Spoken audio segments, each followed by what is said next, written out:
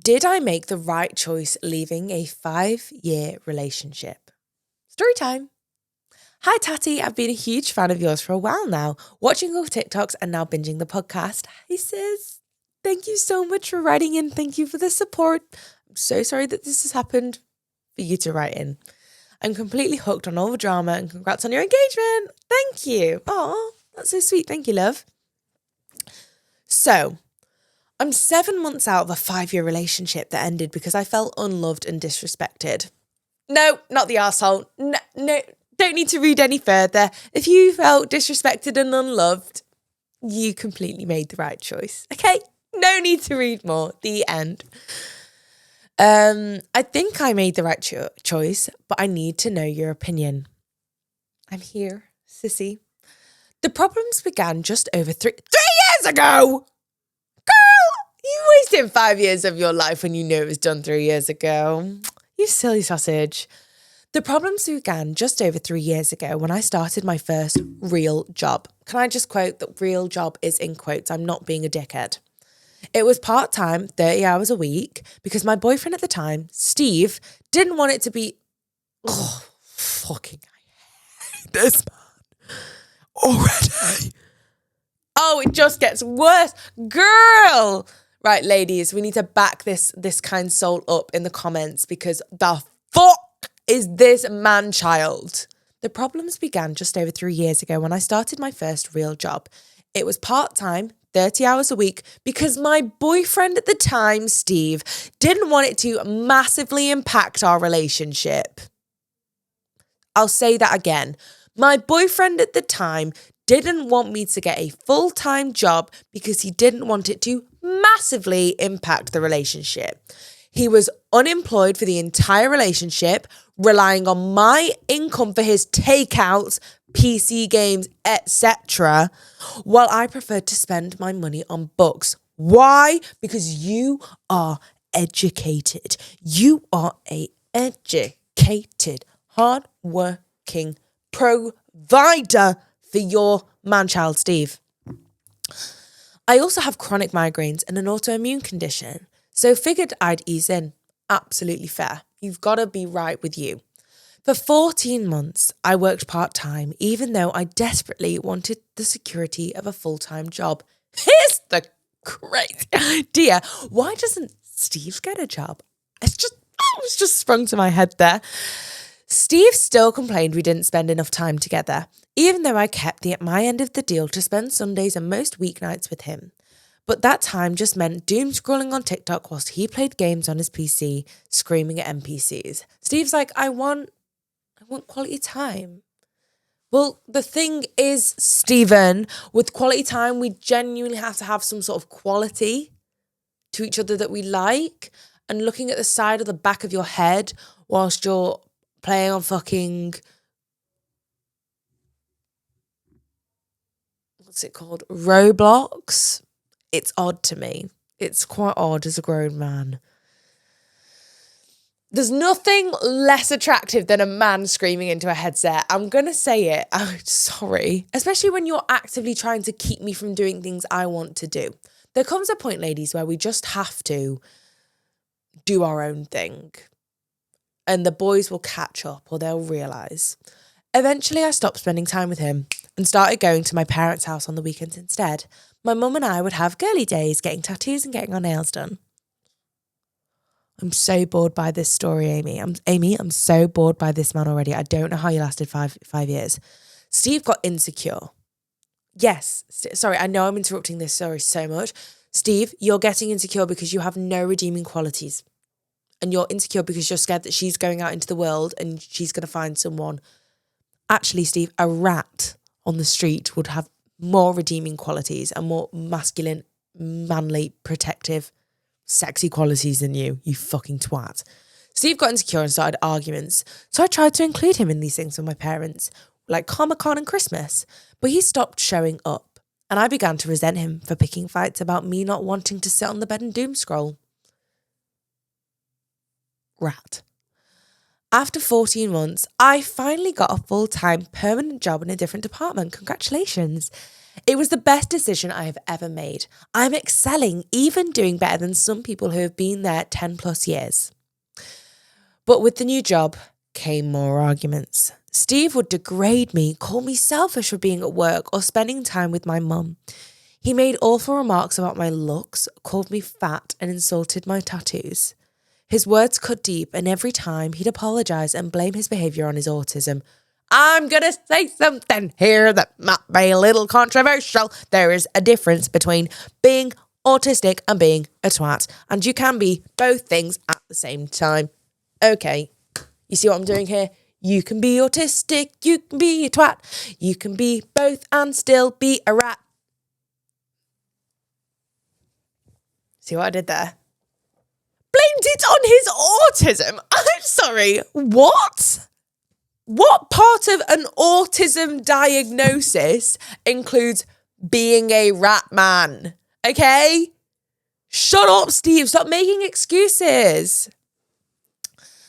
Oh, I love where this is about to go. Oh, this is where it might sound a little petty, but a co-worker, we'll call him Dave, is one of the nicest people with the greatest sense of humour. I started telling Steve about Dave, that Dave had complimented my outfit or called me beautiful, which would make Steve incredibly jealous and cause him to accuse me of cheating. My friendship with Dave is strictly platonic, but I kept doing it because Steve wouldn't stop degrading me. You're fighting fire with fire, sis. I approve. In February, we had a huge argument and I walked out and went to my parents' house. Steve begged me to come back, and a week later, I stupidly did. He promised to change, but I felt uncomfortable all the time and I just couldn't sleep. It's because you didn't feel safe, right? You didn't feel like you could settle around this man because you are constantly on edge. I realised I had fallen out of love with him, and after a talk with my mum, I went home, ended it, grabbed my medication and some clothes and left. More power to you. The next day he messaged me, "Oh, Steve, I'm bored." The next day, he messaged me accusing me of cheating, calling me a terrible person. He told me to leave. I told him to leave me alone, but he didn't stop. Steve, going against someone's boundaries, what a fucking shock.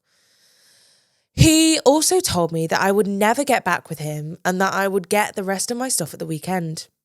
Perfect. Everyone's happy. I told him that I was going to focus on my career and had no intention of getting involved with another man for as long as possible. Yeah, because you're probably fucking traumatised. When I went to get my things that weekend, I found out he was already talking to another girl. Is anyone shocked? Is anyone shocked? I'm not. He claimed it started after I had left, but they were still... It just gets worse. It just gets worse. He claimed it started after I left, but they were already sending nudes to each other less than an hour after I broke up with him. So tell me, did I make the right decision? My sweet girl. If you were listening to this pod, as you so do, thank you. If you heard this dilemma, what would you say? Right? Here's the thing, girl. You are a woman. You are my definition of what a woman is, okay? You are independent. You are resilient. You are hardworking, career-driven, proud of your work. You clearly have an incredible work ethic. You're wanting to push past these health limitations that you have, and you're not letting them limit you, which I'm so proud of you for. It's so refreshing and so exciting to see a woman like coming into her own and finding her career and excelling in her career, excelling in her family relationships and your friends and your identity. Like, you are doing personally so well. And it just upsets me that you have this weird little man who is living with you, not attributing anything to your life, not adding to your existence as a person, right? And he's just lynching off you. You're paying for this man to sit at home and degrade you. What the fuck are you doing? What the fuck do you mean? Did I make the right decision? Let's be real, sis. I think that how old are you? I'm going to say, are you like mid-20s, like mid to late 20s? Maybe this is like your first long-term relationship here. You don't deserve any of the stuff that I have just read aloud. I want you to really think about what I have read and think about, if all the girls listening, what they are saying to you. Because, hun, you are in a period of transition and growth in your life. And Steve does not like that. That's why he's kicking up so much of an argument. He wants to keep you small. He wants to keep you in a box. I'll ask you a question. Do you deserve to be small? Do you want to be small? Do you want to be kept trapped in this weird dynamic where Steve doesn't like you going out into the world? It's like I said, he doesn't want you going out, being your own person, allowing the likes of Dave to be like, wow, what an incredible woman, because he knows that he cannot offer you half of the stuff, a quarter of the stuff that you actually so deserve. He knows how incredible you are. He knows what you actually deserve, and he knows how much he can offer. And that is why he's diminishing you, because he knows that he cannot handle you. Because why would this weird fucking man be able to handle such an incredible woman? I don't like he's body shaming you.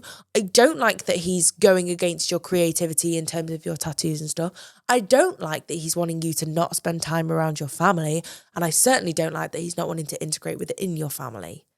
Okay? He knows who he wants you to be. And I'm not going to allow you to be that small little person. Okay? I said what I said.